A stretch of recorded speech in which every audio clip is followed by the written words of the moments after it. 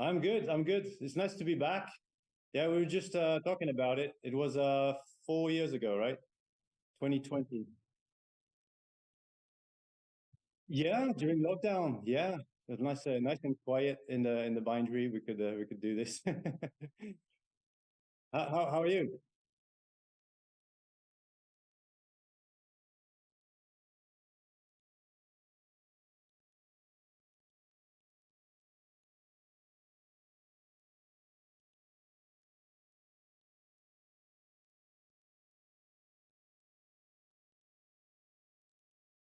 Right. Okay.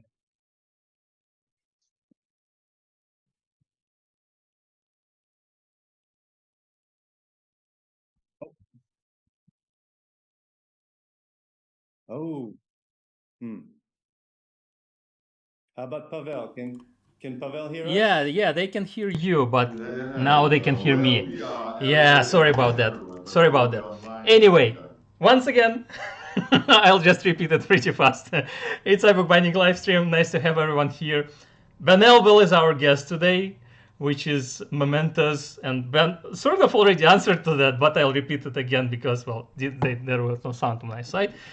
Because Ben had been the first guest on our podcast ever, and it's a great pleasure to to have him again for the third time. Um, my co-host is Pavel, as usual. Pavel Voronin joins us from Serbia, from Belgrade. I'm in Windsor, in England, and Ben, you are in an unusual place compared to our previous streams and podcasts. So where are you? Yeah, I've done it again. I moved again. This Last time, happens. last time we talked 4 years ago, I had just moved to from Amsterdam to Haarlem, Yeah, just getting used to the new studio. yeah. And after 4 years, I figured, you know what, let's just do it again. I have a passion for moving, 800 kilo machinery. It's something I just love doing. It's a hobby You of just mine. have to do that from time to time. Otherwise, life is blunt.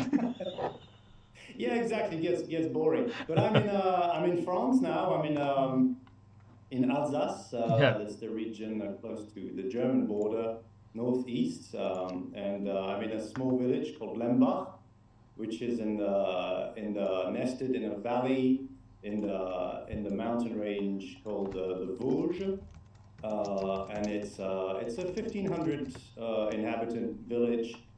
Life is quiet here and away from the 1500. madness of the city. It's been amazing. We've been here for a year. Yeah. Um, yeah, we love it. Nice. When we moved from Moscow And to Leiden, it was a change, from a city of 15 million to a town, or to a city of how many is 130,000 people or something like that. It was like you're living in a very small town for us, but 1500, that's impressive. I can't even imagine that. yeah. I didn't think I would ever end up in a place like that either. But I grew up in the countryside in a small village, and when my son was born, the first few years we were in town, and noticed that it doesn't feel right. We wanted to give him a countryside childhood. Um, there's just so many more resources here, much more in touch with the nature, and that's how I grew up. So it suddenly became important again, and for us as well as people, our occupations, our hobbies are less. We're less. We need less the to be close to the action and the nightclubs and the bars and all that. It's not something we do very much, and we appreciate much more nature over culture, I guess. And if we do want to go to museums and things like that, we just go to the nearest towns, and then we come back to our peaceful village. Your Yeah, paradise. it's Yeah. yeah, it's exactly, it's a little paradise. Yeah, and it's funny. It's coincided with actually, it was Julie. You know Julie Ozion? Yeah. She's the one who she made that move. Yeah. maybe 2 years before Yeah, us. a bit earlier, She yeah. moved to us as well. She's in the same mountain range, except a little bit further south. And when she was telling me about that, at first I thought, what? This is crazy. Why are you doing that? And then you know, little by little, we start thinking about it. And think, well, actually, we don't need to the resources of the city. Work-wise, we all have a reputation that goes beyond the the borders of Yeah. even the country. So yeah, there's nothing for the last few years. There's nothing that I've done that was for local customers. So actually, we thought, well, why stay in a busy place and where everything's more expensive and busy and crowded, where we could be anywhere actually in the world. Yeah. So yeah, we made that move, and I think it's a perennial thing, it's a generational thing. Lots of binders the binders that I grew up admiring, they were all living in the countryside. And I thought I'd never do that, I'd never want that. And then here I am, you know. It's age coming for us. It's age, you can't escape it, can you? Yeah, I hope we'll get there as well with our workshop and see in a few years or whatever. Yeah, but how's Windsor? Is it really busy, or is it more? No, it's really nice. Well, the central part is maybe busy because of the tourists, but we usually don't go there. So yeah, it's fine. Okay. Yeah. It's fine. Yeah. Yeah. Pasha, you wanted to say something? I was just wondering. Okay, you don't need local orders. You don't need city life. Being young parents is usually quite fun in itself and busy, but surely you need leather, you need paper, you need to print something, you need tools. Do you order it all online? Like for leather in particular, you need to go and see the material, to touch it before you buy it. How far do you have to travel for that? Yeah, I have all my supplies, and for years already, I've been ordering most of the stuff, you know, everything actually. So it makes no difference. With leather, yeah, you might think that you need to see it, you need to touch it, but if it's in the rare case where I receive a skin that doesn't suit my needs, I send it back. So that hasn't been an issue at all. Yeah, and well, we're working on a friend of mine has a mill here in the village, and yeah, and he lives in a mill. It's not a working mill. He just lives there, and he was talking about but he's talking about bringing back some of its functions, and he figured that. Doing some research, he found that the first thing that this mill ever produced was paper back in the 16th century. Yeah, so I sort of suggested the idea that he should start making paper again, and then we could work together. And that's another of my dreams to buy a mill in some distant moment in future. Really? Because in England there are some pretty nice mills still left and can be repaired or whatever, so we'll see about that. Anyway, I wanted to address our viewers as usual. We have quite a few viewers today, which is nice. We're always happy to see our viewers sharing from where they are connecting us, from which country, which city, town, locality, whatever. It's just nice to know the audience, and makes us happier. But also, if you have any questions for our guests, please post them either on YouTube or on Facebook, depending on where you're watching us, and we'll pass them to Ben, and hopefully Ben will be able to answer these questions. So that's the thing. Also, as usual, I invite everyone to check the links in the description of the video. There are a couple of links to Ben's projects, to Ben's website and Instagram. Please follow Ben if you are not following him yet. Please follow us as well, and also check our Patreon account, because, well, getting money from our patrons is something that allows us to, move forward with this project, with live streams, with research and stuff. But formal stuff done. Should we talk about tutorial, the main topic of our today's stream? Yeah, get started. Well, I think the first time we spoke, Stepan, was in 2020. We had a wide-ranging conversation about all sorts of things, and I think at the end I pulled out one of the very first pixel bindings. I don't remember what I said about it.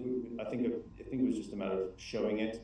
So there's a nice link to that. If people watch that very first video and then watch this one. Pavel can probably post the link if he can find this first video in the chat. So for everyone to peruse. Yeah. But there's been 4 years in between, and in these 4 years I've taught this binding. I think 4 or 5 times. I've done at least 4 or 5 design bindings using the structure. Okay. So one-off bindings, and I've done 8. Yeah. Yeah. Sorry, it's just sound coming through something, and it wasn't me. It was an echo. Okay. Yeah. All right. Yeah, and I've done 80 bindings, 80 pixel bindings for an edition job. So I've done a lot of progress on that. So a lot of experience. A lot of experience. Teaching it allows me to understand what people find difficult about it and modify these things. Yeah. To optimize the process. But sometimes also just finding out things that work better. It's a process. Often it starts with a difficulty of somebody for a specific action. So I have to go back to work and figure out an alternative way of making that thing. And often I'll keep that way of making things for the future also when I do the stuff. So in teaching something really enriches a binding. But then obviously the edition job, making 80 copies of something, that's really the test of what does this binding work? Yeah. Or not? Is it realistic? Is it feasible? And it worked very well. So. Just to interrupt you right in the beginning. I remember that when you sent me one of your tutorials a while ago. We were living in the Netherlands, so it probably was more than 2 years ago, 3 years ago or something. I don't remember the name of the binding, unfortunately. I remember that I enjoyed the tutorial quite a lot, and exactly that was the reason that it felt very thoughtful, and every question I ever had during making the book was answered. Obviously, my experience is not super representative for people who are just starting to make books, because, well, I have some experience, but still, I was quite amazed compared to many other tutorials that I've seen before, with the level of quality of educational process and material that you give in your tutorial. So yeah, that's for a start. Yeah, well, thanks. You've summarized the whole philosophy of it. It's supposed to replace a live instruction.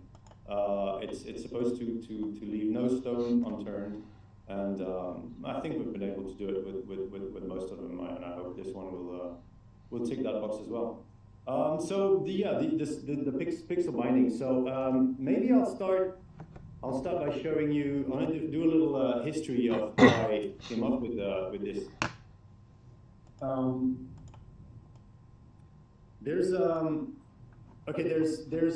There's two types of bindings, right? There's hard cover bindings and there's flexible bindings, and there's a new type that started appearing in bookbinding worlds, and I call it semi-flexible binding, and it comes in the shape of often something like this. So it's like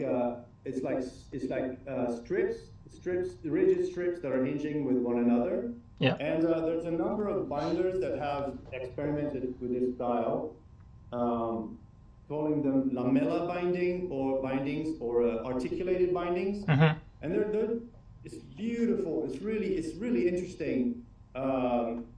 New feel for binding. It's mostly the haptic of it that's fascinating. You can Yeah. play with the ball to make it. If you can hold it a bit higher because yeah, we're streaming in 16:9 proportions and your video is 3:4, so yeah, now it's perfect. Thanks a lot. Oh, okay. I like to. This comparison came to me recently. Like if the hardcover binding is like the oak in the in the fable by La Fontaine, and the limp binding is like the reed, then I think the semi-flexible binding is more akin to the human body, right? Because that's what we're made of. We're stiff things that are hinging on one another. So in a way, Okay. this is the most human binding style that there is, arguably. But I became interested in this subject in around 2016, and I started experimenting with it. At first, I reproduced these covers that you find made by other binders with the vertical strips, and then out of curiosity, I introduced horizontal lines as well, horizontal hinges. These are also hinges. You can flex the cover that way, but obviously because the spine's in the way, it's not going to flex much more than that. But I thought that was an interesting feature. And then finally, I did squares, and I really like that. I thought that's kind of perfect. I'm gonna stick to that. It could be. Obviously, you could play with this shape. It could be rectangles. It could even be triangles. If you just figured out a way that there's continuous lines, they wouldn't have to be vertical and horizontal. They could be slanted, and the thing could work as well. But for now, I settled on this because I think it gives a wonderful kind of structure to the binding. Visually, it's very modern, very appealing.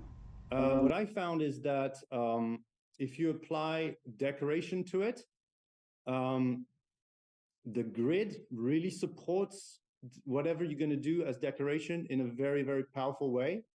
In my workshops, I always included an hour or two of decoration and designing, and the results were striking, even coming from people who are not comfortable with designing or who don't consider themselves artists. So yeah, there's something. This is kind of the signature of this binding, and it will whatever you put on it can be very personal, and it still be yours, even though it has this strong structure, that signature that that's an Elbel binding. By the way, pixel, I call it pixel. That's something that not many people know, but one of the reasons is that there's the syllable L, E-L, which is from my name Elbel. So, and I did that with two previous structures, the PNL and the album. So it's a way to subtly insert my name in the binding styles, in the binding names. Yeah. Good. So yeah, how many more names for binding styles do you have in reserves?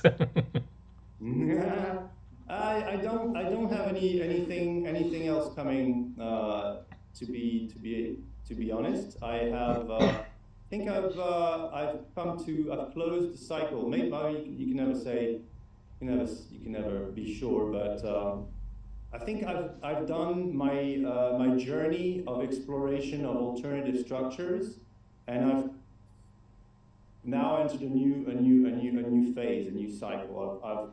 My work lately has been a lot more classical, and I will continue being active on the teaching front, but it will be more on the transmitting front. But it will be more transmitting everything that I've discovered about box making, for example, Mm-hmm. in the past few years, and foil blocking. I'll show you a few examples later on. Great. But Classical, one thing I would say about classical that, sorry, classical in which way? Classical in 19th century way, classical in 18th century way? which sort of classical? yeah, well, that's a really interesting question. That's something I've been thinking about a lot lately. Is what is this? What do I mean by classical? Maybe it's not the right term either, but I've come to realize. Actually, I'll show you one. I'll show you one pixel binding, and I explain what I mean. It took me by surprise.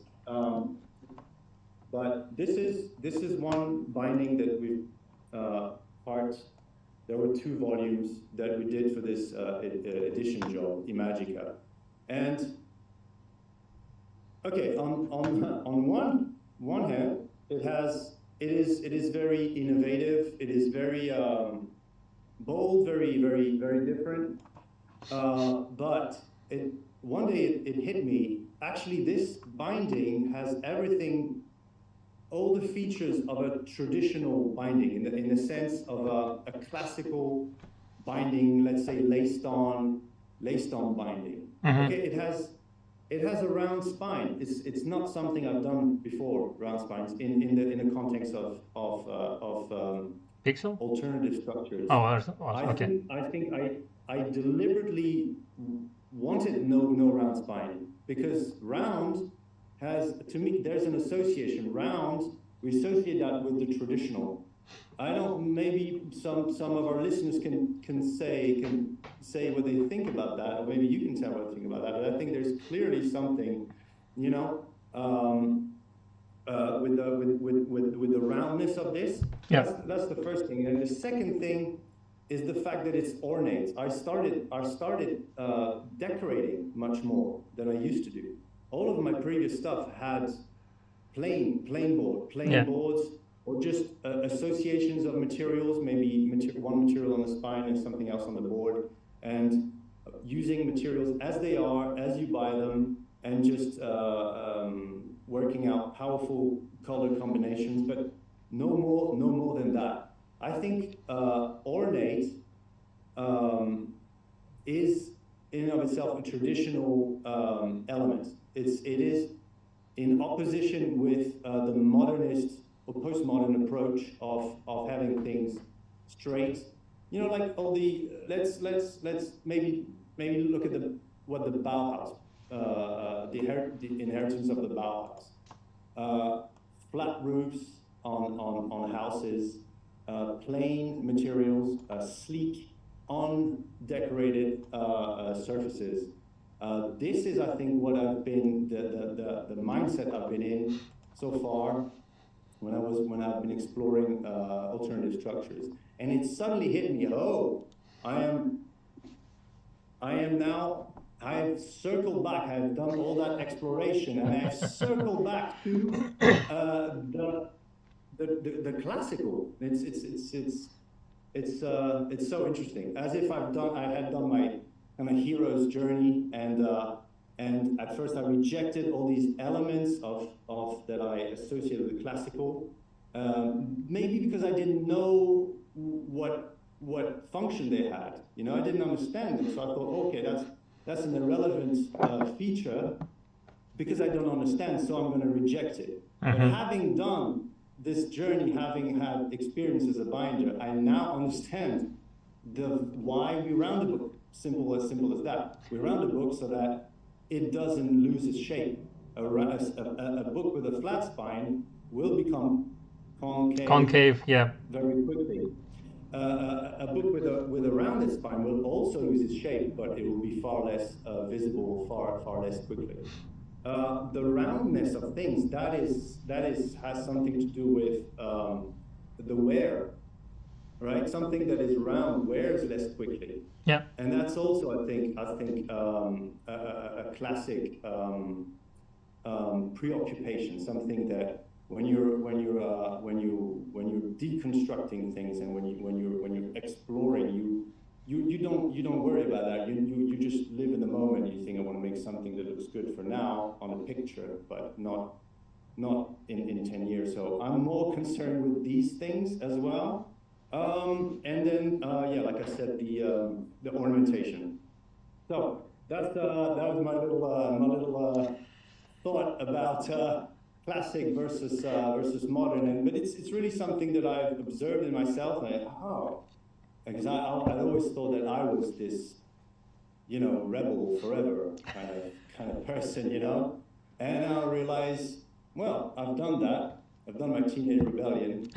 Now I understand the classic features and I embrace them. So Do you think you yeah. could go even further, like adding 5 raised bands, like continuations of those dividing lines between the pixels? I don't know, Yeah. gilded edges, Yeah. blind tooling. Would you be willing to go all the way with this? Yeah, well, I'm certainly not gonna start making period bindings of any in by any stretch of the imagination. That's really not something that I'm interested in, imitating the past. But I do use in my work features that are classic but timeless. It's not like they're not. I'm not interested in picking up something that was used in a certain period of time as a fashionable thing, like imitating a certain tooling style of a certain period. To me, is well, is not, it doesn't appeal to me. But those fundamental principles of like of durability and of ornate, decorating things. Those principles, they make sense to me now, and they didn't used to make sense maybe 10 years ago. Yeah. So, but I think the real challenge and that's when bookbinding, I think, has relevance, is when we understand these these features and we try to interpret them in a contemporary way. So the real challenge is to find decorative styles that are not imitating the past, but that tick all the boxes of the classic form, but are definitely from today, right?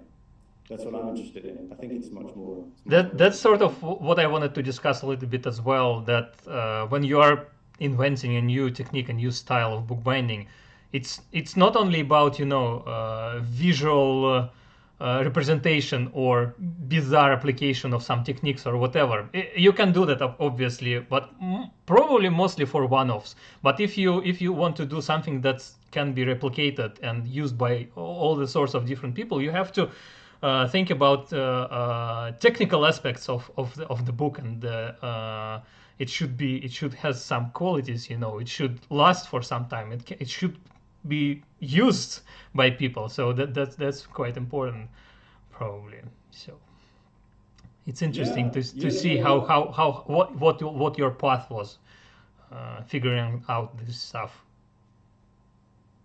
Yeah, and I'm kind of done with that experimental binding structures. I don't reject in any way any of the stuff that I've done before, but I don't feel the need to keep continuing bringing into the world and the vocabulary new structures. There's probably some people who are still going to do it, and that's fine. But as far as I'm concerned, I think I'm done. I'm still incredibly interested in innovation and figuring out new stuff, but I'm doing that at the moment in a context of boxes and enclosures for precious manuscripts and documents. And in that area, it's also the Far West. There's still a lot to discover. There's still plenty of things to discover that, and I'm busy doing that, and it makes more sense to me than continuing to develop alternative binding structures. Yeah. Do you do any collaborations with boxes and stuff? Because there are some bookbinders who do some pretty amazing and, you know, strange looking boxes out there. The work what I'm concerned with is like finding out ways to present things. They're not necessarily crazy looking or in your face, or they're really technical, looking for technical solutions to present and honor some classic work and pieces of heritage. Yeah, that's what I'm working on. But it's too early to show you anything. I just want you to know that I am innovation has always been a red thread in my work, and it has not discontinued. It's still there, except it will manifest in different areas. Yeah. So we'll probably need to keep the tradition and return to you in a couple of years to discuss some of your new ideas with box making. Yeah. Okay. Sure. So the tutorial. Can you tell us, show us? Yeah, I can show you. That this is the prototype. So it's what we've done so far. It's another. So the way we usually work is I make a prototype. I have a few copies printed, and then I send it to a number of testers along with the material pack, and to see if they actually understand if they can make this thing. So we've done that. It went well, and after that I amend the tutorial with their comments and things that they found unclear and so on. So I correct that, and then I send it to proofreaders. And the proofreaders have done the job actually. So now the ball is back in my camp. I have to amend the text with their corrections. And oh yeah, at the moment the photographs are being post-processed by the photographer. Is it multilingual as before? It's two languages. It's French and English. Yeah. Maybe you'd be interested to know that I've worked with ChatGPT for the first time this year. Interesting. In which way? For the translation. Okay. I always used to use Google Translate, but I found it frustrating that you constantly have to correct. There's some words that just Google Translate doesn't know, technical terms of bookbinding. Yeah. It would translate the rough meaning of my sentence, but something like corps d'ouvrage in French, meaning book block, it would translate it body of work or something like that. You know, typically every single time. And a friend told me about ChatGPT and told me you could feed it with instructions, and then it remembers those things. So next time, ChatGPT, please, for corps d'ouvrage, translate that book block, right? And it remembers and it does the job. And what I did is even more powerful than that. Is you can upload a lexicon. Yeah. So I have an French English lexicon that I built for myself for the tutorials over the years, and I can upload that document to GPT and say, please, any word, just check if they're in the lexicon, and if they are, use the term that's in there and not any other term. And it actually works, and that's very, very, very powerful. Recommend to anyone who's doing translations.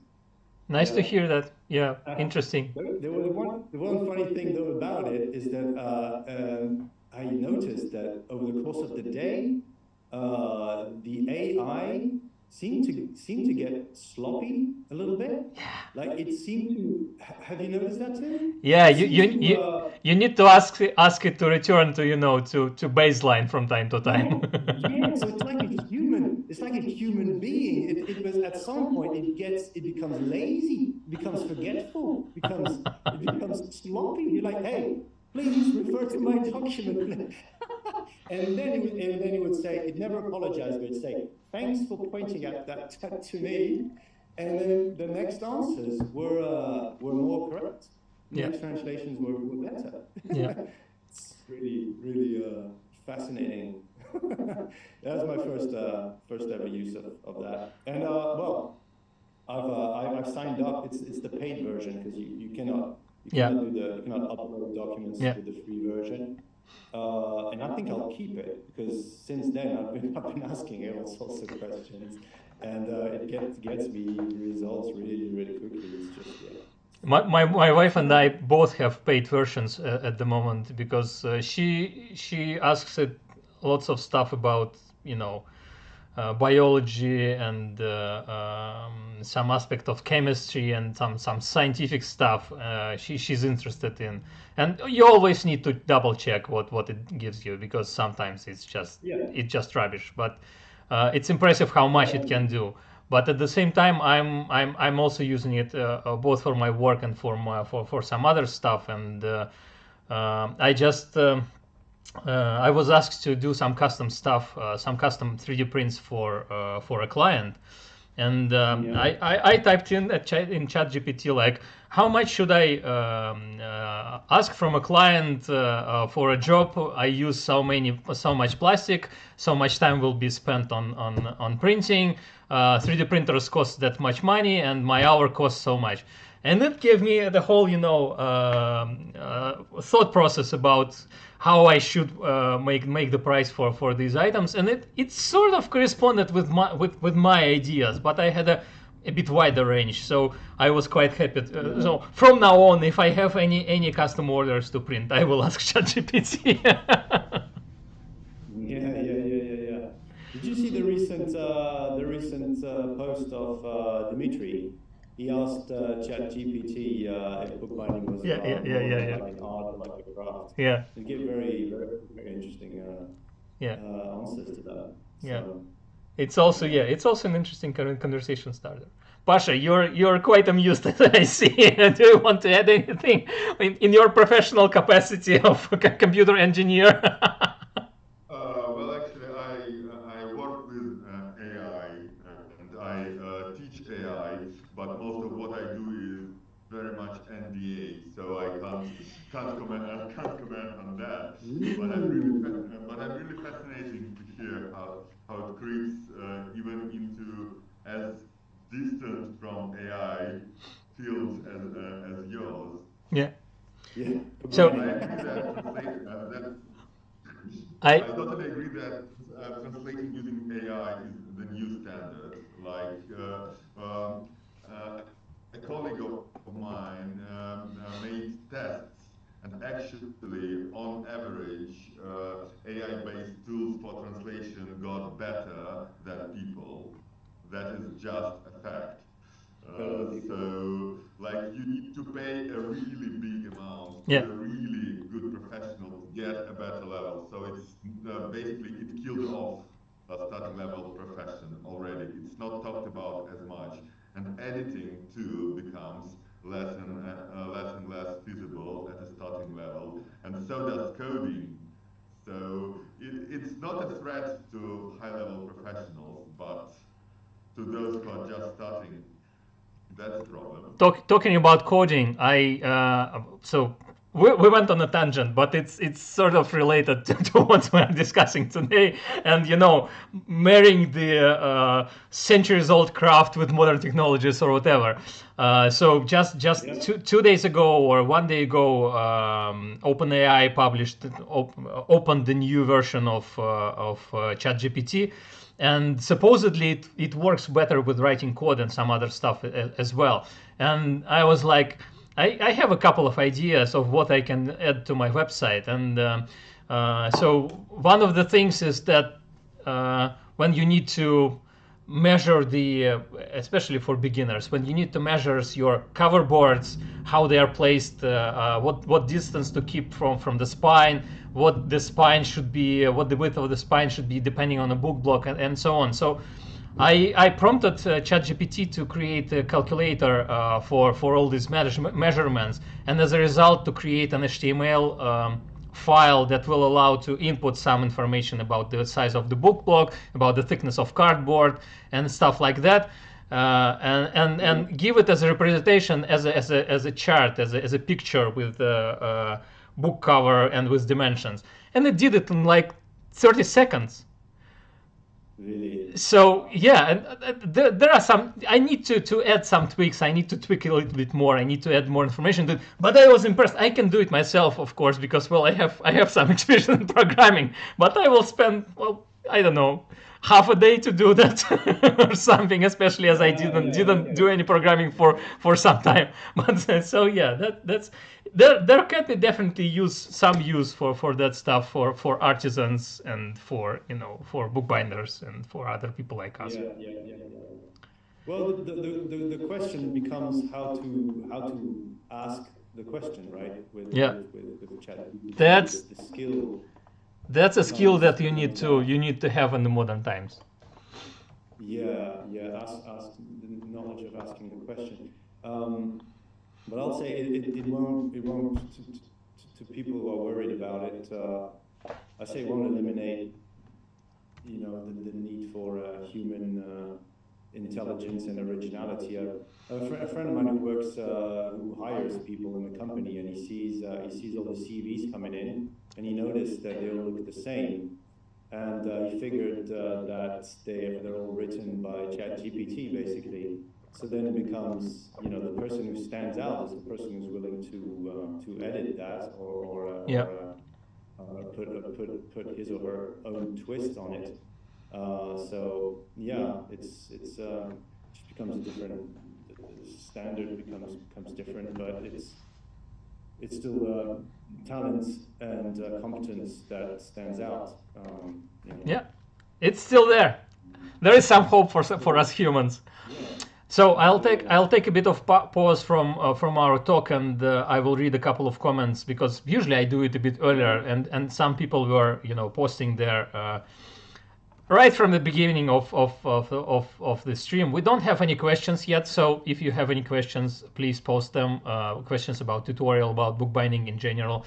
Later we'll have a workshop tour, so hopefully maybe there will be questions about the studio. So Victoria Mansfield, our regular, hi everyone. Ricardo Silva, hello there.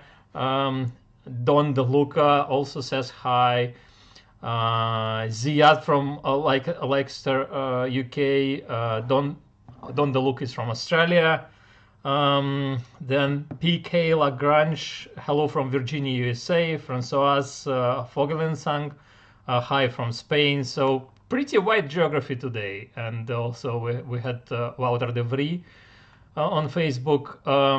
So nice to have all of you here. If anyone else would like to share with us from where they're joining us, maybe somebody is from from the other hemisphere. It's not too late in Australia. It's late, but not. Actually, there are more people who didn't scroll down. There's also people from Hungary. Yeah. And more people, and from Netherlands. Could you read their names, please?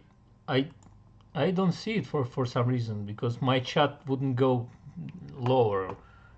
Maybe you will read, because yeah, Okay. I probably have some issues with the chat. You'll have to control the chat from now on. Okay, I just enjoy you butchering geographical names as well as the names of the people who are watching us.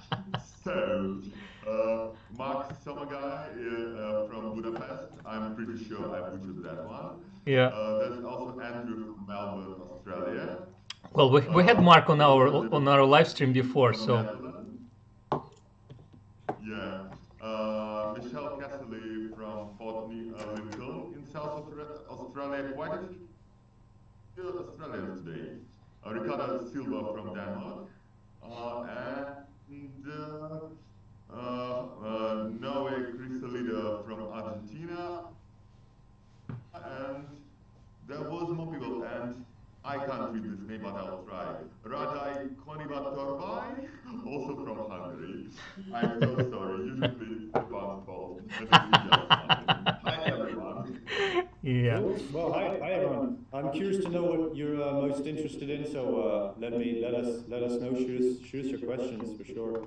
I just want to add a few things about the pixel binding as a structure. It is my first structure that works for thick volumes. You noticed on that one, pretty thick binding. And everything I've done so far, and everything that most people who work in this domain come up with, is usually limited to very thin things. And this one actually works for very thick volumes. I'm going to demonstrate that. It opens really well, right down to the book block.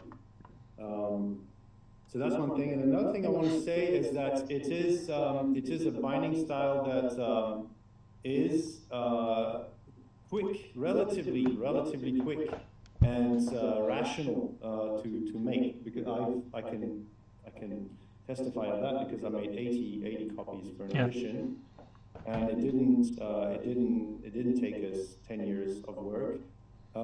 That's something I'm very passionate about, and I find it very important. It's not something that a lot of people talk about, but the amount of time you spend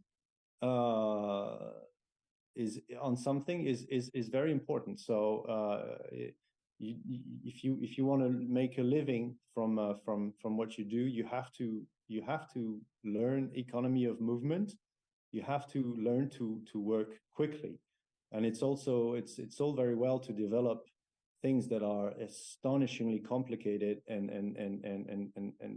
sophisticated, but if it takes you 100 hours to make it, and you can only sell it for a couple of €100, you're not winning. So that's something that's very important to me, because I work I'm not just a teacher. I create things for a living. So I'm very close to this problematic, and it's something I would like to talk more about, and I would like to help people with that. And yeah, I'm going to start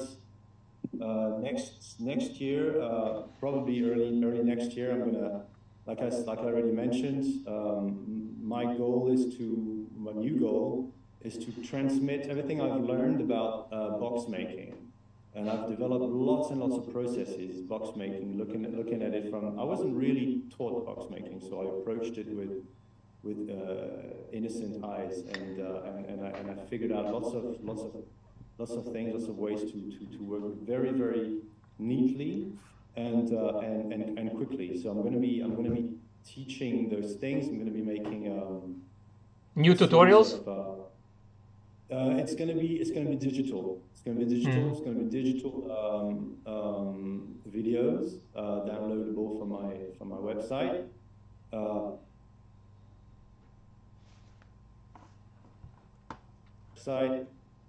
There's a section called box making for professionals, and you can put your name in to manifest your interest. We don't have any content yet ready to go, but if you put your name in there, we'll know who to speak to before anyone else. So do that. I've become more and more, maybe that's also another feature of becoming an old man, but I've become more concerned with the fact that there's a lot of teachers out there. There's a lot of people who teach bookbinding, and not a lot of people who make, in my opinion, who make things for customers.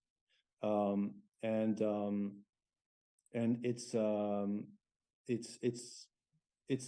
too bad, because if we don't go out and create real products for the real world, then bookbinding remains within its small niche. And what we want is to get it out there. Plus, there's a lot more money to make by making things for customers rather than teaching. Teaching is nice, but I don't think you should do it okay, if you have the vocation for that, then fine. I don't want to be too judgmental, but there's too many people who resort to teaching because they don't have enough work, and I want to help people finding a customer base, and finding work and putting out work out there. So there's my little rant about that. I hope it lands well. Yeah. Do you have any thoughts on that, Stepan or Pavel? I have a small question about the economics of your tutorials, because it only takes one YouTuber translating what you've been creating for years and putting your souls and resources and time into, and anybody can buy your tutorial, recreate it, film it, put it online, and then what? What do you think about that? Yeah, but people have been very loyal so far. I've been very lucky about that. I expected, and people had warned me right at the beginning. They said, "Don't do that because you're gonna be ripped off very, very quickly." And it hasn't happened. So I'm grateful for that. Thank you, people, community of bookbinders. Yeah, except for very few cases, it hasn't really happened. But I've another thing I want to say about that is I have changed slightly my approach regarding what these tutorials are for, and that ties in with what I've just said. Is I want people to create more work and sell their work to customers. So if you buy my tutorials, you are welcome to. I encourage you to use it for your own use, but also for clients. Offer that to your clients, and I don't care if you make money. All the better to you. All the power to you. I want you to make money with it. I want you to make. If it's an addition to, like, no problem. You don't have to get in touch with me. But I don't want any more people teaching it. Teaching my subjects. So because that hurts me as a person who wants to make money from selling my books. Okay, so Could you theoretically patent it? Like Richard Minsky patents his structures. Is it even feasible? That's another very old discussion. To patent something is very expensive, and you have to maintain the patent every year. So you have to keep putting money into it, and it's gonna be limited in to the countries that you pay the patent for. Some countries there is no way to get a patent for anyway, as far as I know. No, the answer is no. They're not patented. What is protected is my books, and the way the idea is explained. So definitely to copy the book, to take images from the book, to copy the text from the book. That is a punishable offense. But the idea itself is not patented. But I want to make this official today. I want to ask people to please not teach it. Don't buy it. Don't buy those tutorials to teach them. Buy them to make those things.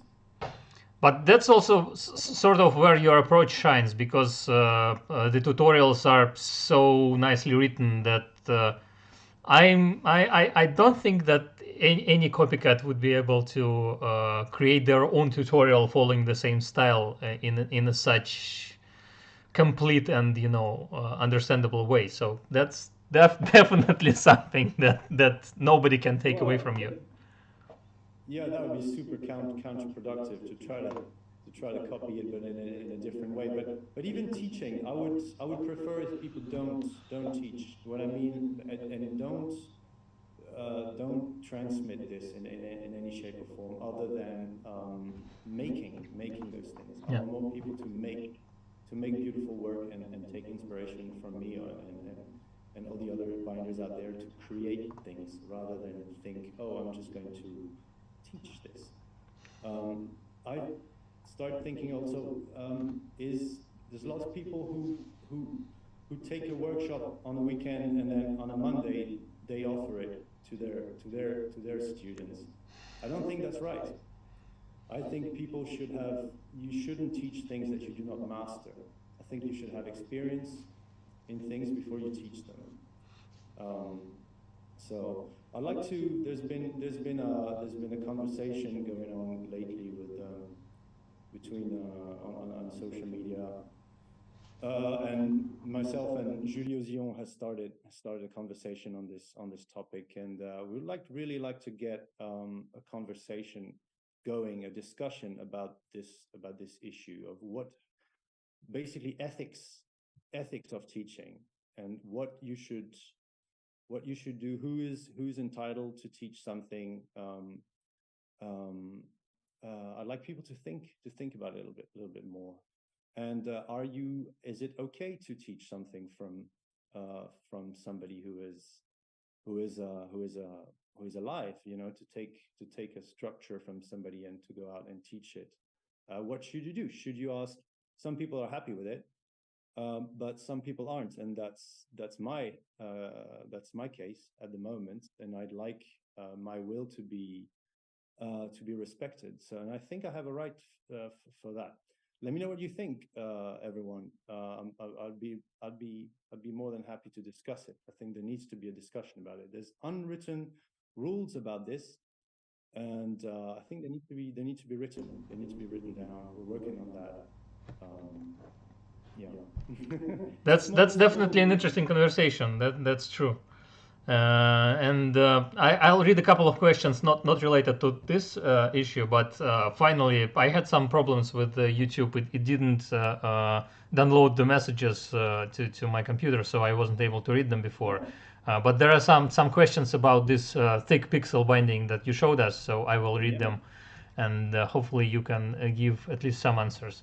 So Victoria Mansfield wrote, "What is the process of decorating this book? Paint, stain?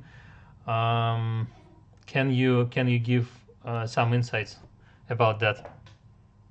Sorry, there's a 5-year-old child that entered the room.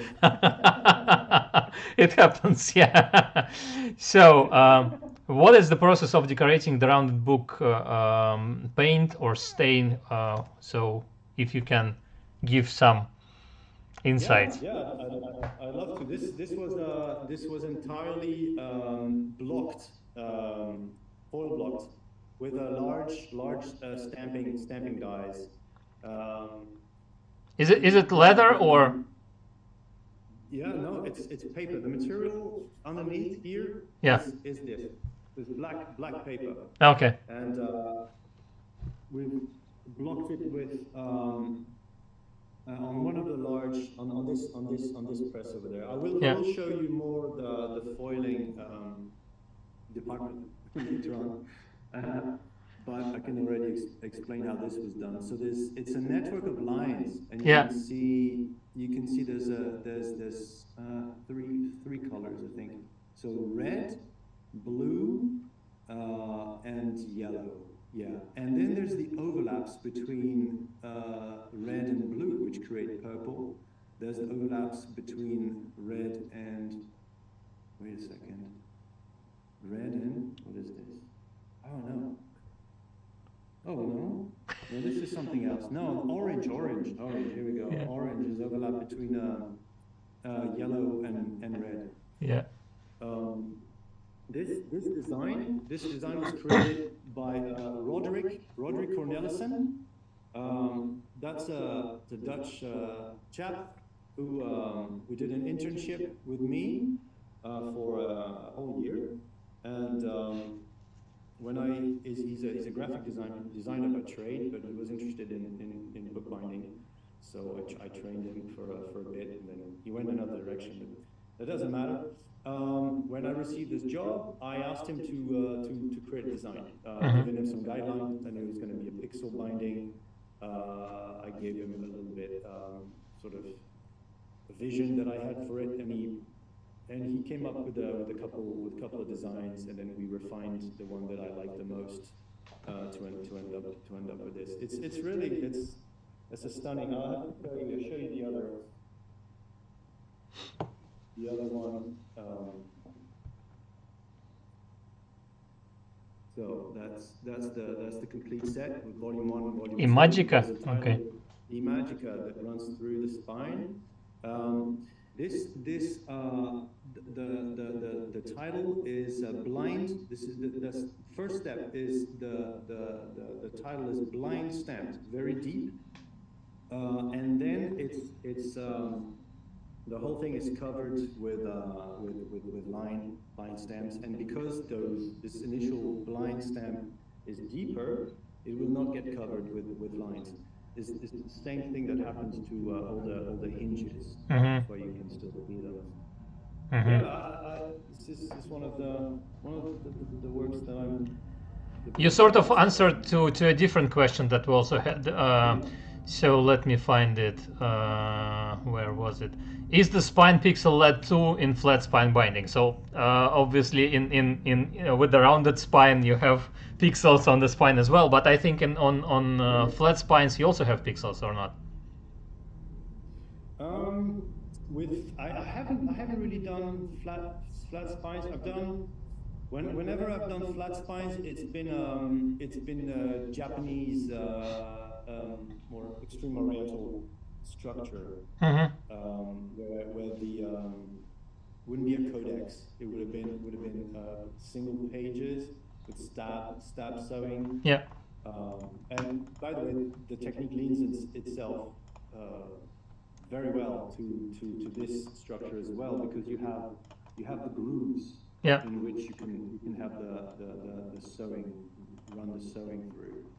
But I think I've done it several times. I've done it once with squares on the spine as well, and other times I haven't put any squares on the spine.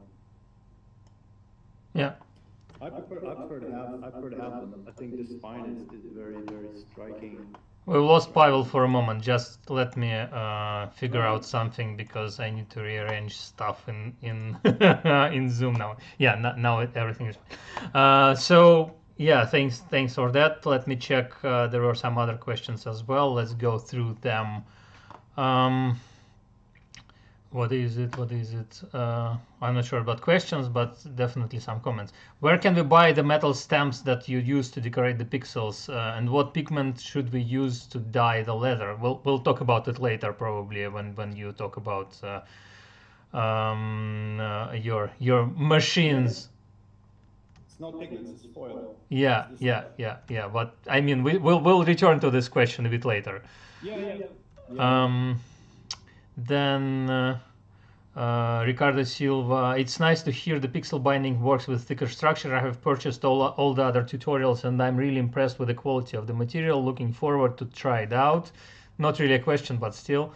PK Lagrange, I'm very grateful for your tutorials. I have made them on my own and learned structures from Erin Fletcher.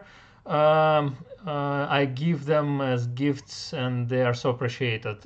Yeah, and by the way, talking about Erin Fletcher, we had Erin Fletcher in our live stream some time ago. So if you're interested, you should go back and watch this video with her when we finish with Ben today, or maybe in one of the upcoming days. And Pavel maybe will be able to post the link. So what else? I'm very excited about the pixel binding. I'm retired and don't want a second career, but friends and family are gaining a new interest in handmade books. That's beautiful. Anna is writing, I agree, Ben, you shouldn't teach until you have mastered something. Oh yeah, that's something I wanted to comment on that as well. Because I started teaching bookbinding in 2014, I think, and I was making books for 8 years already. I wasn't a, as highly skilled professional as you are, Ben, but still I had some experience. Sorry? That's a lot of experience, 8 years. Yeah, well, it wasn't my day job, so I wasn't working every day on that. But still, I learned a lot and I knew a lot, and I felt that I can teach at least some basic structures and some starter courses or whatever. But after teaching for a couple of months, I realized that I would feel better if I go and study. So that's when I went to to American Academy of Bookbinding and took up a couple of classes, and that was really good for me because I found out some things that can be done better as a teacher. So yeah, that I agree absolutely with you and with Anna. Also, Piquet Lagrange, I think you should have the originator's permission before you teach a structure. That's returning to our last conversation about who should teach the structure, especially when the creator, the original creator, originator is still alive, as you said, Ben. Francois Foglenzang, I used to teach but never your tutorials, but I hear often that people do a workshop but are not really bookbinders and they then give lesson, which I think is not the way it should be. Yeah, that's a huge problem where when people who are not bookbinders are teaching, especially some intricate bookbinding structures.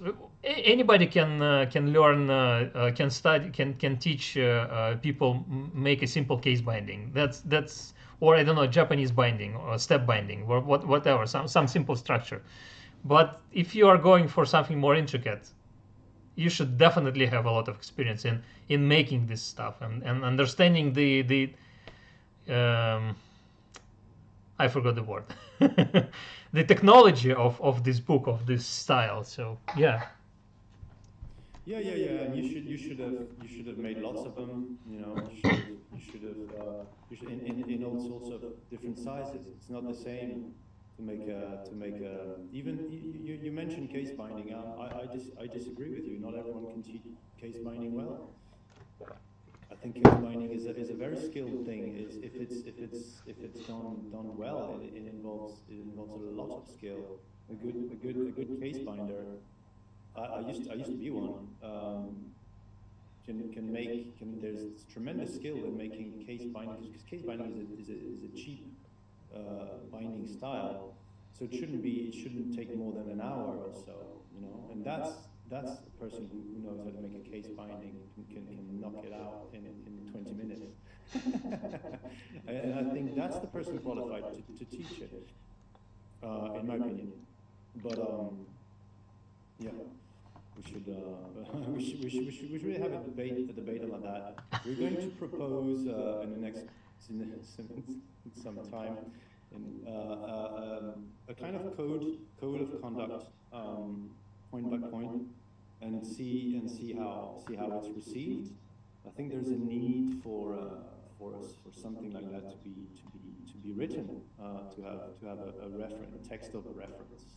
Mm-hmm. I know it's gonna rub a lot of people in the wrong direction.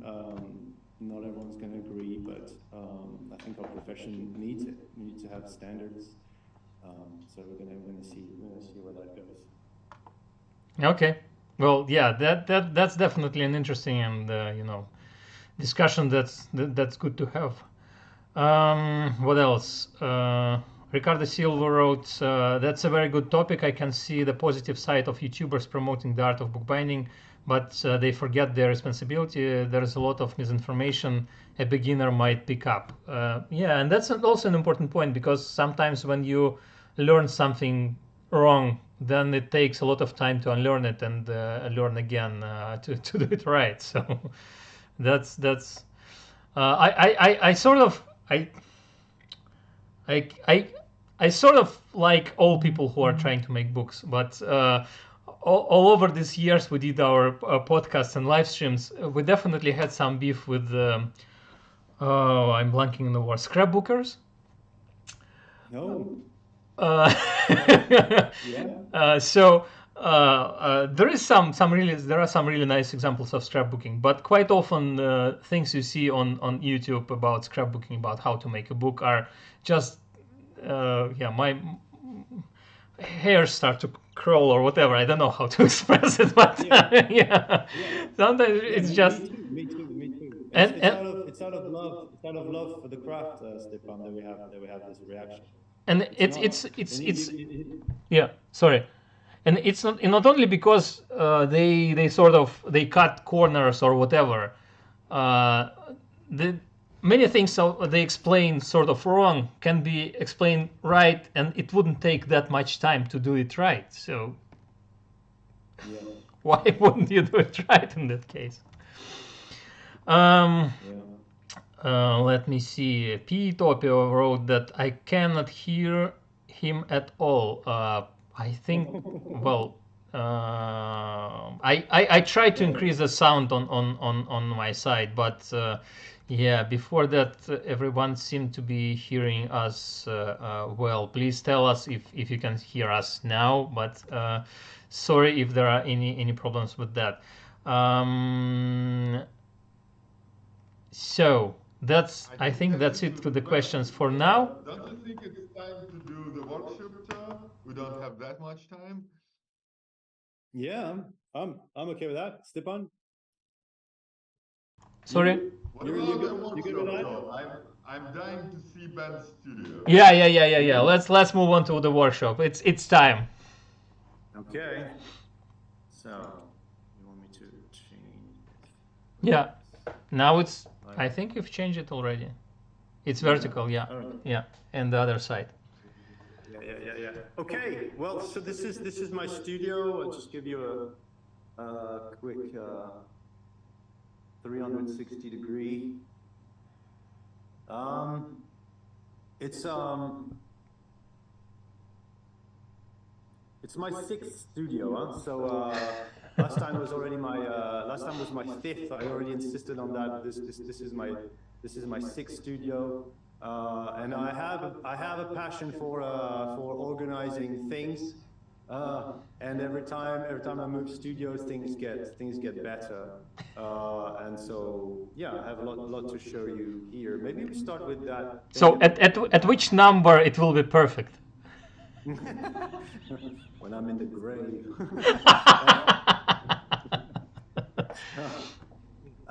Yeah, I'm gonna start with this.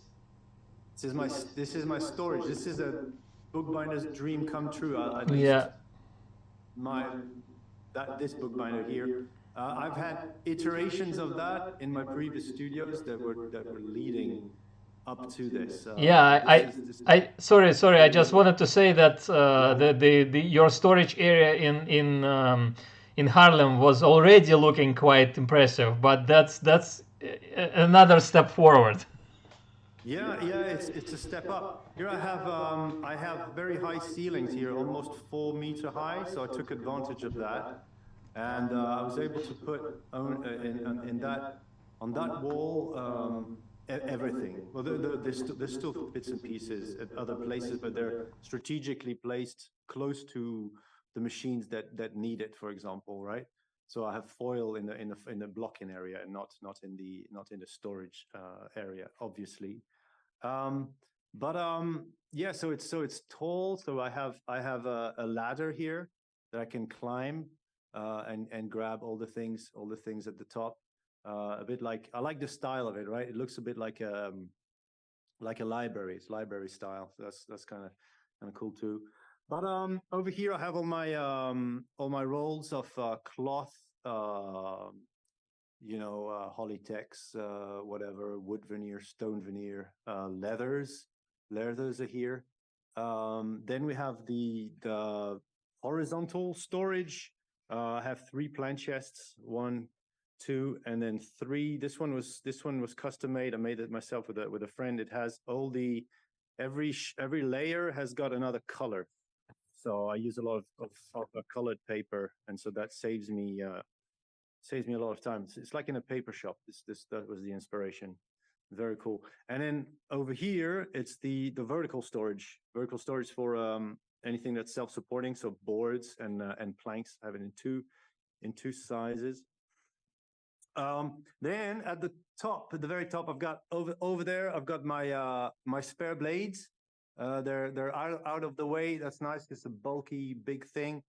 And then next to it is packs with offcuts. Whenever I have a large number of offcuts, I wrap it up and put it up there. Write down the what it is on it, and the size of it.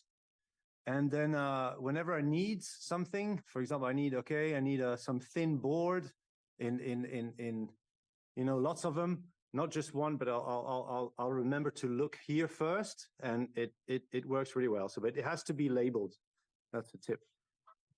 Here I have large drawers, deep drawers for all the folded materials, mostly leather. The buffalo and the calf that is too big to put on a roll, I put in there. And then further down, I have some velvet and suede and things like that. And that here, this space here, I was planning on putting a plant chest initially, but now I'm turning it into a photo studio. So what you see here is our LED panels, and I can set their the angle and the intensity of the light and make some nice shots myself. That's also something that's very time consuming to build a photo studio set. Every time you have one photo to make. I've had that in my previous studio, a designated place. For that, it's a wonderful thing to have. I need that at my workshop, but because I'm making photos of stuff all the time, because obviously I have a shop, so I sell stuff and I need photos for this stuff, but I don't have a designated space for photo, and I probably in my next workshop I will specifically designate a space for that. In all of our workshop tours we've done over the years, this is the first time we see that, and with so many craftspeople being present online, it's really? it's a very good advice. It's not a big space, but it's clearly pays off. Yeah. It's a great luxury to have that. It does take some space. It depends on the lights that you use. I found these lights that are quite small, quite thin. But if you have free lights on tripods, with the large, I don't know what it's called. They have like a dimmer area where the light is being softened. Those take a lot of room. I used to do it in my previous studio. I use daylight because it takes less space. These bigger lights take too much space. But then with daylight, I was limited. Obviously, if it's not a good day, you cannot take a good picture, and you can't take a picture at night either. Now I can take good pictures day and night. So whether it's raining or it's sunny, so that's pretty cool. Do you want to see? I can show you my the foiling department, let's say. We needed to talk about foils and stuff, because people ask you about pigments, but that's a good moment to talk about foils. Yeah, sure. Yeah. Well, I have three machines. Left and right are machines where the press goes up and down. The right one is a German Kraus, and the left one is a Marshall. It's an English model. And then in the middle, the pregnant, which is more of a clamshell type pressure. But they all do the same things. Well, I think if everyone knows what foil blocking does, is you heat up a die or letter, which is made out of brass or magnesium, and you press it into a substrate with foil in between. So this is my collection of foil. It's not all I have, but it's the one I use the most. And it looks very nice. I'm very happy. I'm very pleased with this solution because it's everything's accessible, but also it's very decorative. So that's nice. And lots of colors. It's always beautiful. Yeah, it looks very fresh. It's very nice. Can you show any of the dyes that you used just as an illustration for our viewers? Sure.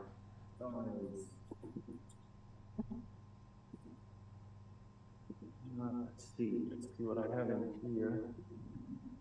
Oh well, here for example, here's a small die that I put on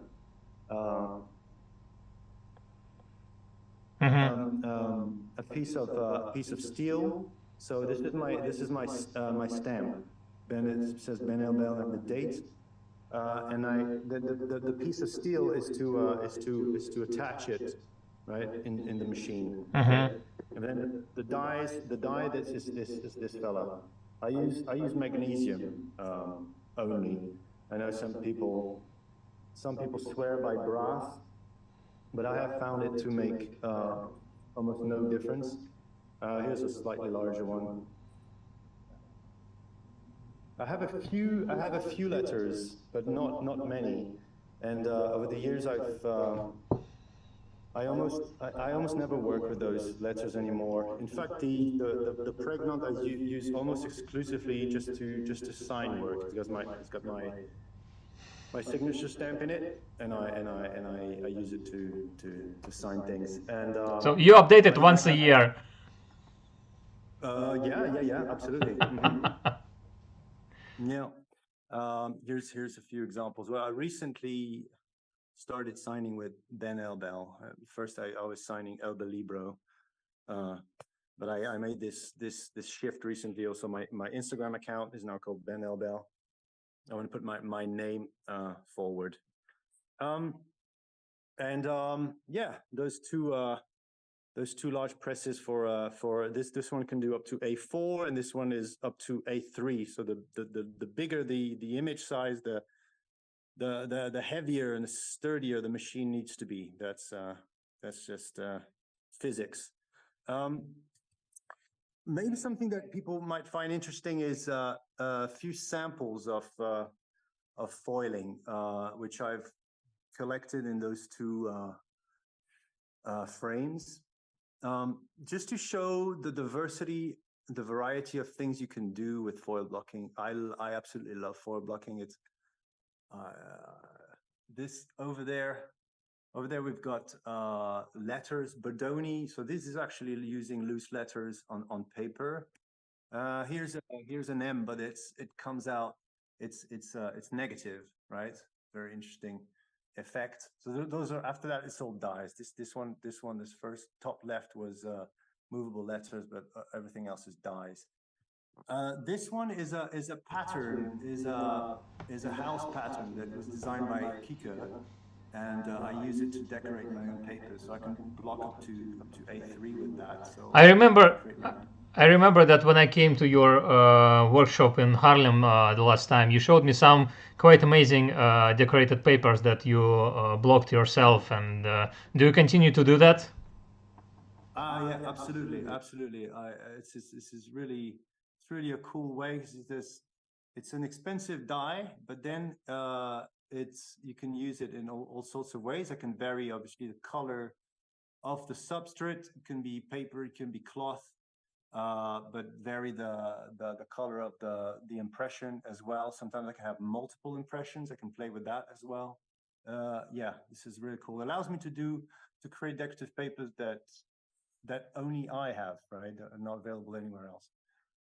And for these dies you have to use a large die. Oh, for these papers you need to have a large die that covers the whole sheet of paper or whatever. Yeah. Yeah. The die will be A3 size to just it's a very large die. So it's a bit of it's a small investment, and then you can play with it. Here, this is an interesting case. I did it it was a sample I made for a client. It's a boat with 3 colors. So 3 dies, 3 stamps, 3 colors. Very cool. It's all debossed, not embossed. This one is actually a stamping die that I made myself. So I used a block of magnesium and glued some brass rods on it to create this stamp. And then I blocked inside the machine you know, can you see it here, here, here, here, here, et cetera, to create a pattern. So a little bit like brush strokes. This is the same process and the same stamp I used on a design binding, which I have a little sample here, which was Il était une petite pie with illustration from Miro. And I worked with it completely sort of freestyle. There was I didn't really know what I was doing, where I was headed. I just put stamp after stamp, as a painter would put brush strokes on a painting. So that's an interesting, different way of working, you know. Here I have leather onlay. There's a lot that can be done on the blocking machine for leather onlay. Not a lot of people know that. You can do extremely intricate leather onlay work on the blocking machine rather than do it by hand. This is my current business card with 2 colors. And perhaps the most interesting, at least to me, because this is very new to me, I haven't experimented with this very much, but this is a 3D die, all right?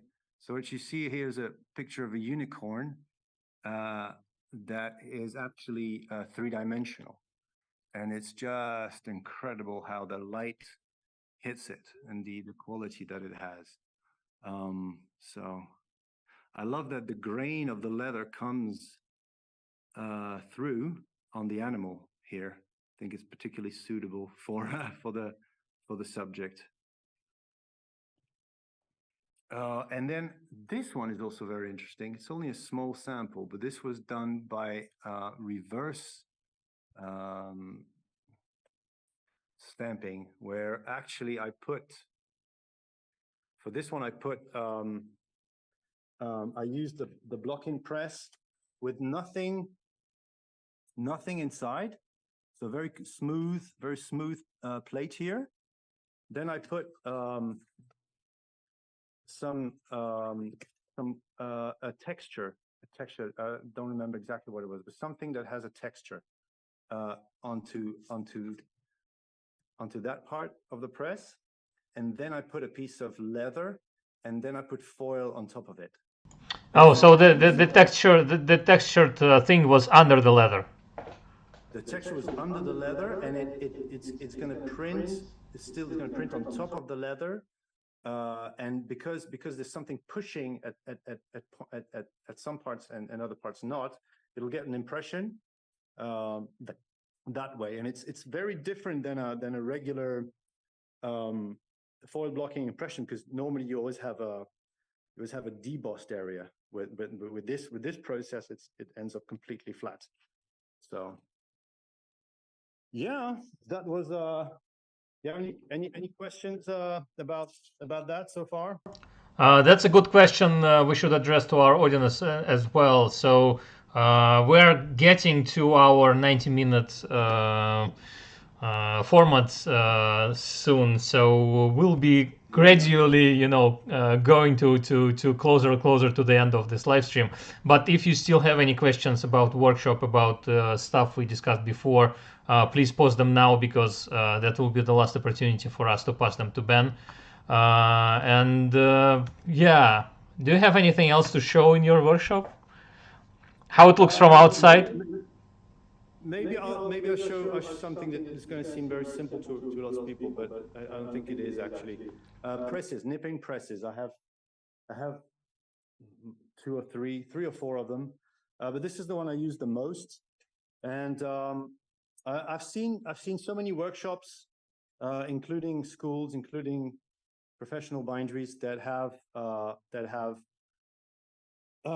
boards all over the place. So with a blocking press, where should you put the boards? The answer is close to the blocking press, because you don't want to have to. Usually, when you're about to press something, you need to do it very quickly. You don't want to look for boards. And the second question is, what size should the boards be? And the answer is only one size. There is no point in having lots of different sizes boards. it doesn't. There is no point in using a smaller board to press something smaller. That is nonsense. You need to have only one size, and that will help you in many ways. First of all, it looks clean and neat, and you know where to find it and what to look for. But also, if you're gonna press something, as you know, you need to put whatever you're going to press in the middle. It needs to be aligned with the screw here, right? From here and from there. So if the pressing board is the size of the press, then you're going to place your item, you're going to center your item on the board and then place that in the press, and it's automatically in the center, and you won't have to go and check if it's aligned from the sides. So that's a good tip. And then another tip I have. Yeah, that's really smart. I quite enjoyed this tip, and sort of you know everything you told, but when it's told this way. It makes work enjoyable to not to have to look for things. And but another tip, and then I'll leave you with that, is there's only one size, but there's all sorts of materials. So my standard pressing board is a 12 mil MDF, so I have a bunch of those. But I also have cardboard, gray board, and I also have all sorts of papers cut to that same size. Sometimes you need to press something delicate, and it needs to have some soft paper or hard paper. I also have non-stick material, silicone release paper, Hollytex, things like that, in this folder, and they're always available, and I never have to search for them. So that's another tip I can give you. I even have some acrylic boards where I need to press something with absolutely zero give, the hardest possible. Then I use acrylic. Yeah. So We have a question about knitting presses. So Fatema Lorgat asks question about using the knitting press. How do you prevent pressing the shoulders? Pressing off the shoulders. You mean for binding which is rounded and backed to avoid pressing and flattening the shoulders?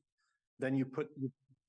Sorry, that's how I understand the question. Yeah, but yeah, if it's something else, please confirm or expand the question, Fatima, on in the comments. Oh yeah, well you put the boards up against, but other kinds of boards, not the pressing boards. You put gray boards that you cut oversize that go against the shoulders, and preferably higher than the shoulders, so you don't press them. I think that's the answer. Maybe she was maybe she meant, oh yeah, you need smaller boards for that case. Yeah, but I still, even in that case, I'm still going to use my large boards. I'm going to put my two smaller boards on top of my book against the shoulder, and I'm going to put that thing on top of the larger board in the center of it, and then put that into the press. Yeah, that's how I understood the question as well, because oftentimes you see bookbinders putting the shoulders along putting the boards at the edge of the shoulders, and then putting this sandwich into the nipping press, and in that case the boards are sort of shifted against the I forget the word again, the plates of the press. So yeah. Thanks. Question answered. Anna asks, what is your favorite binding to make? Favorite structure? Style or structure? It has to be the pixel binding. What a question. Yeah, I've really enjoyed lately doing that binding. I've used it for a number of different applications. It seems to suit all sorts of demands, whether it's design binding, interpretive fine binding, or edition binding. It's a beautiful binding. It ticks all the boxes. It opens really well, but it has a very unique feel to it because of its semi-flexible nature, and it allows for all sorts of design concepts, decorative concepts that seem to magically work very well. So yeah. But in 6 months it'll be another binding. Obviously, it's that changes all the time, and you find also that you're definitely into certain materials and certain styles at one point, then you move on. And I have to be careful not to buy too much of a certain material. I know at the moment I'm very much into straight grain leather. You know what that is. I have a few examples here.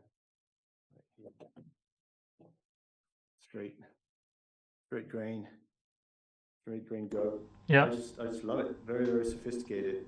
I have to be careful not to buy too much stock of it, because I know that in 6 months I'll be bored of it, and then I'll have all this stock on my hands. Yeah, managing stock is a bit of an issue. Is a bit of a problem with bookbinding, because you have to buy. If you buy small quantities, you pay a lot more. You pay too much, so you have to buy in larger quantities to make it economical. But you have to do it wisely, because you don't want to end up with all sorts of things that you don't use. Yeah, it's quite impressive how fast prices drop. Because, for example, for my tools, I sell a lot of magnetic corner clamps for box making nowadays, and I have to order magnets from China, because if I buy them from in Europe or in the UK, the prices are something like 5 to 10 times higher, and that's the wholesale prices that are available here in the UK or in Europe. But then, for example, I started making a new hinged magnetic corner clamp, so you can open it up to different angles if you make a box that's not square, for example. So for this one, I need Allen key, hex key, to include in the set, because there is a screw that you need to unscrew sometimes. And I checked prices, and it was like set of 10 costs £4, and set of 100 costs £10. Yeah.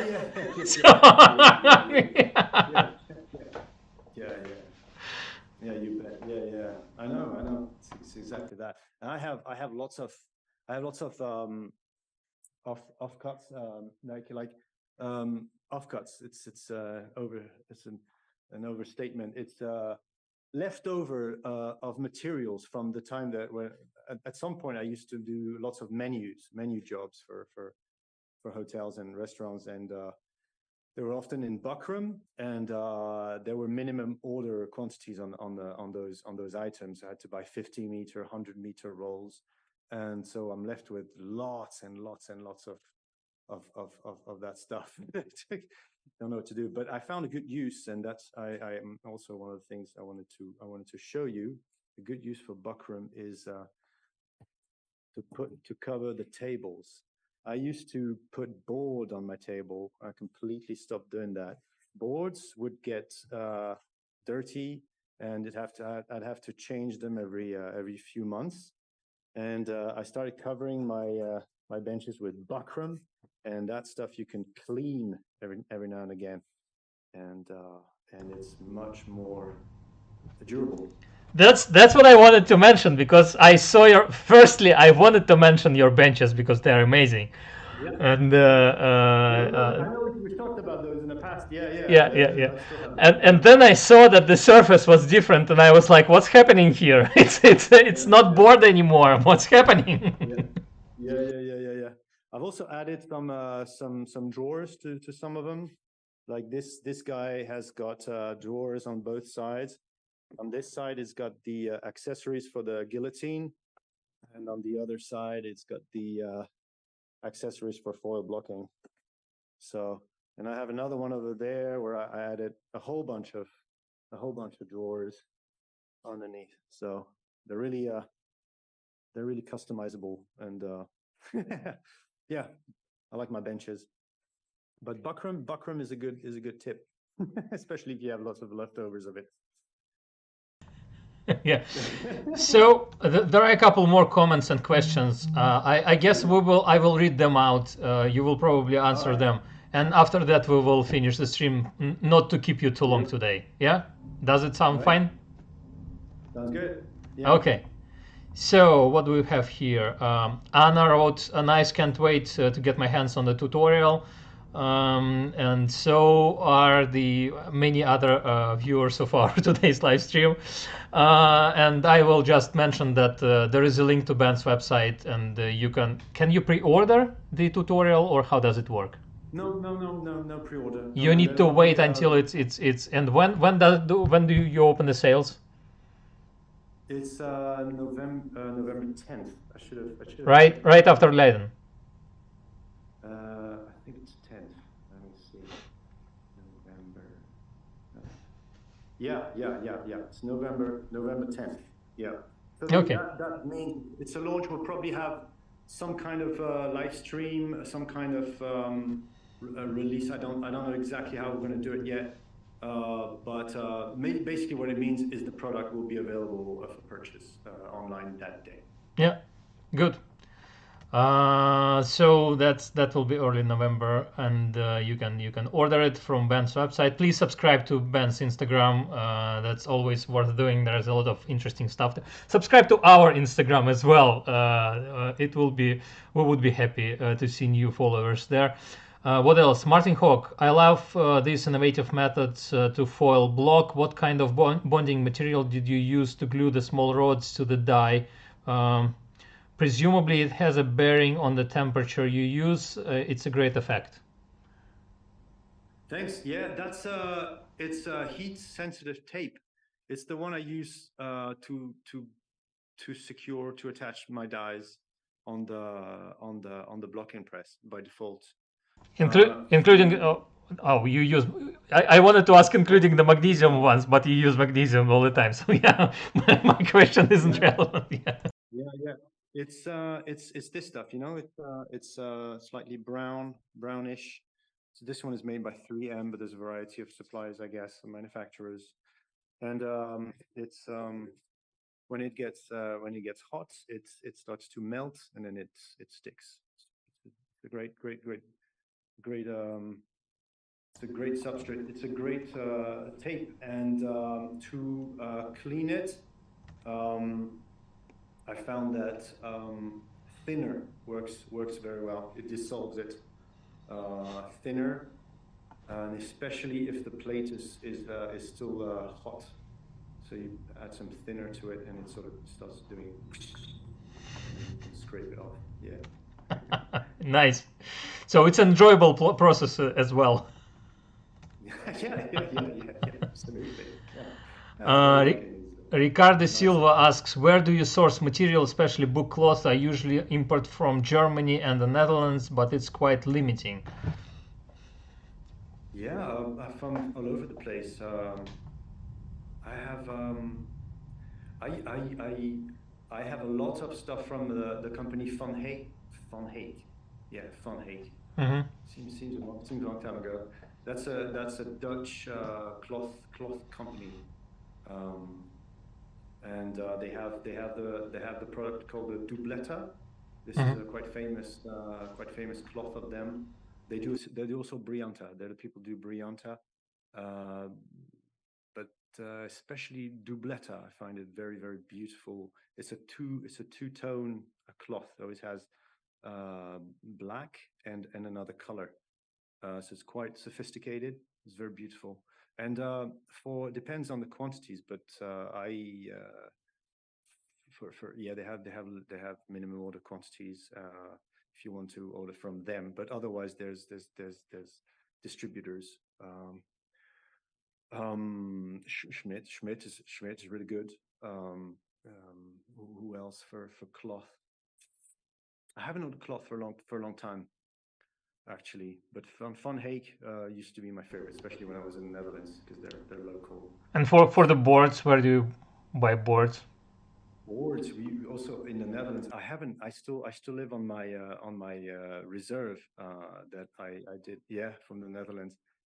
But in the Netherlands, we used to have, and they still exist, this company called Moorman, MOORMAN, and they stock hundreds of types of boards, and you can order by the sheet. At least in those days, you could do that. So I would place orders with ridiculous orders with like 15 different types of like, this one I want 1 sheet, this one I want 2 sheets, and they must have turned them nuts. But yeah, that was really great. Talking about reserves, I just sort of realized that I still use a PVA glue in my workshop that I bought in the Netherlands. So it should have been like 3 or 4 years ago. I still have stock of PVA glue that I bought from Praxis. That's pretty, but that's probably not the most insane thing, because in the kitchen I just realized that the aluminum foil we use for cooking, it's from Russia. So it's like we bought it 8 years ago. Oh, you know what I found? I found some spices that I have, cumin seeds from Morrison's, which is an English chain of supermarket. That was a while ago. We're talking 15 years,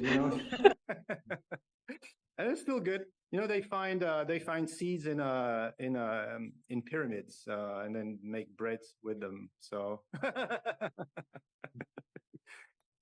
Okay. Any other questions? Yeah, I think there was something else. Source material. Thiago Rossi, I have the same issue. I buy in the UK, but sometimes can't find the color or material I want.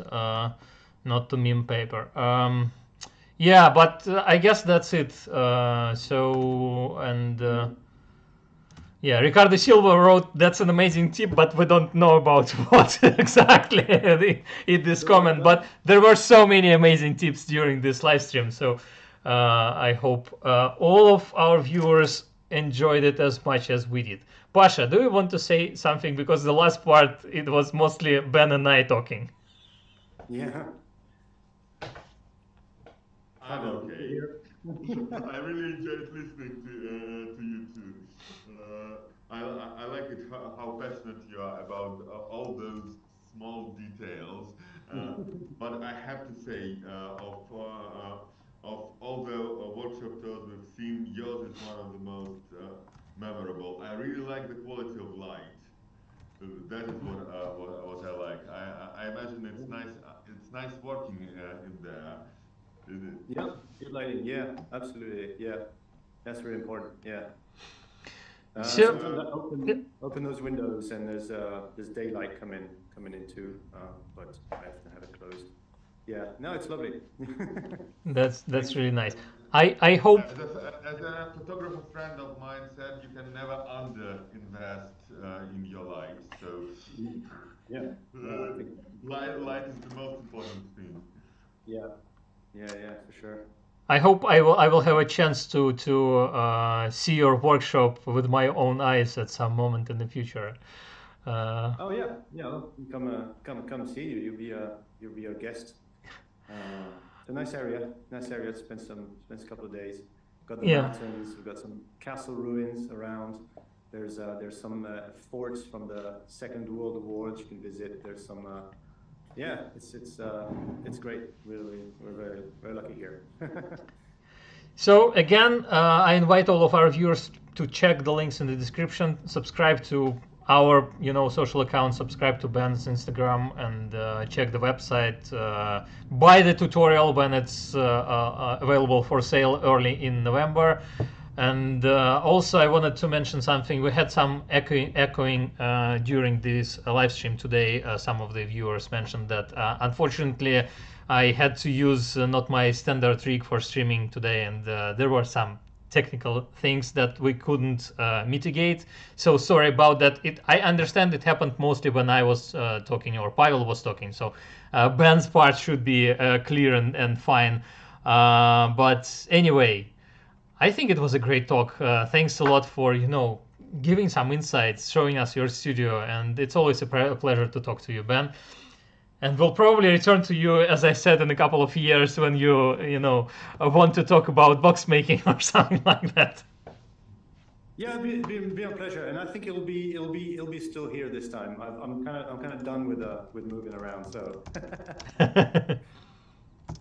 So we'll stay for a minute or so while the stream ends on YouTube and Facebook. We'll have more live streams scheduled for later this autumn, so please stay tuned. Again, subscribe not to miss our next guests. There will be something interesting definitely there about bookbinding, book arts, or book history. And yeah, thanks everyone for staying with us. That's it for today. See you next time.